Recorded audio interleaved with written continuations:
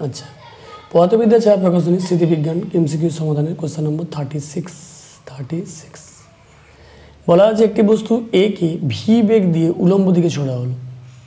একটি বস্তু এ K V বেগ দিয়ে উলম্ব দিকে ছোড়া হলো, যাচ্ছে বস্তুটা উলম্ব দিকে ছোড়া হলো।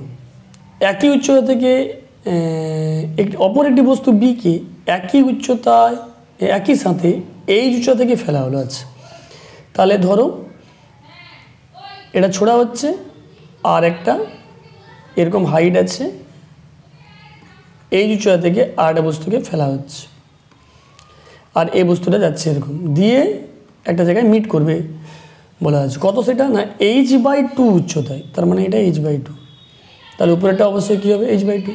এই উচ্চতায় এ নামছে, বি বস্তু নামছে আর এ বস্তু এখানে উঠে মিট করেছে। সাক্ষাৎ হলে ভি এর মান কত, V is equal to what, মানে এ বস্তুকে কত বেগে উপর দিকে ছোড়া হয়েছিল, এই ভিটা কত, এখানে আঁকছি আরও ছবিটাকে। ওকে, এটা বের করতে বলা আছে। তো ক্লু কোডটা কলিশন হোক সাক্ষাৎ হোক যে কোনো ক্ষেত্রে ক্লু একটাই, দুটো বস্তু একই টাইমে ওই মিটিং পয়েন্টে পৌঁছবে। মানে এ বস্তুর h/2 হাইট নিচে নামতে উপরে উঠতে সময় যদি টি লাগে, বি বস্তুর h/2 হাইট নিচে নামতে সময় লাগবে টি, এটা মাথায় নিতে হবে।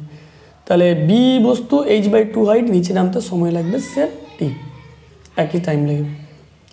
তাহলে আমি আসি দুটো বস্তুর ক্ষেত্রে, তাহলে এরও সময় টি লেগেছে এরও সময় টি লেগেছে, এই টিটা ক্যালকুলেট করলে ভি এর মানটা অটোমেটিক বেরিয়ে যাবে। তাহলে আগে প্রথমেরটা আসো, এ বস্তুর ক্ষেত্রে আসি। তাহলে এ বস্তুর ক্ষেত্রে যদি টি সেকেন্ড সময় লাগে, তার মানে হিসাব দাঁড়াচ্ছে h/2, আচ্ছা কোন সূত্র লাগাচ্ছি, S equal to UT minus half GT square বা plus half GT square. A বস্তুর ক্ষেত্রে মাইনাস হাফ জিটি স্কোয়ার হবে কারণ বন্ধনে আছে, বি বস্তুর ক্ষেত্রে প্লাস হবে।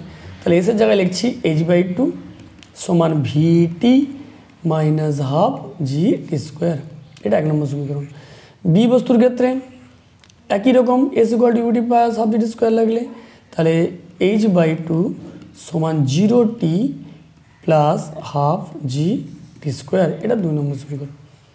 তো চলো ইকুয়েশান হয়ে গেল, আর সমাধানের কিছু নেই, দুটো ইকুয়েশানকে আমরা সমান করে দিতে পারি।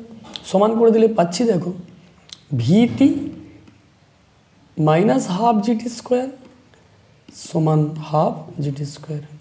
কী করে পাচ্ছি, কারণ দেখো এটাও h/2 আছে এটাও h/2 আছে, তাহলে ভিটি সমান পাবো GT square. T not equal to 0, তাহলে এটা কাটা যায়, তাহলে টি ইজ ইকুয়াল টু পেলাম v/g। ব্যাস এই টি এর মানটাকে তুলে নিয়ে এসে যেখানে সমীকরণটা সোজা আছে সেখানে লাগিয়ে দাও। দেখো এই সমীকরণটা সোজা আছে এর থেকে, এখানে টি এর মানটাকে তুলে নিয়ে এসে বসিয়ে দাও। তাহলে h/2 সমান হবে half G V square by G square. G cancel করে দাও, টু ক্যান্সেল করে দাও, বি সমান হবে √/gh, এই অপশানটা রাইট হবে। আচ্ছা V square by G square কোথাও একটা গন্ডগোল নেই তো, অপশান তো √2gh আছে, দেখে নিচ্ছি আরেকবার। এটা g t square t equal to v/g, এটা h/2 সমান হাফ জি টি স্কোয়ার মানে v square by G square, g কেটে গেল, তাহলে ভি স্কোয়ার বাই জি সমান এটা, টু কেটে গেল, ভি ইজিক্যাল √/g হয়ে যাবে। ওকে, আচ্ছা এটা তাহলে অপশানটা এটা হবে, এটা রাইট অ্যান্সার হবে, ভি ইজিক্যাল √/g হবে, 2gh হবে না।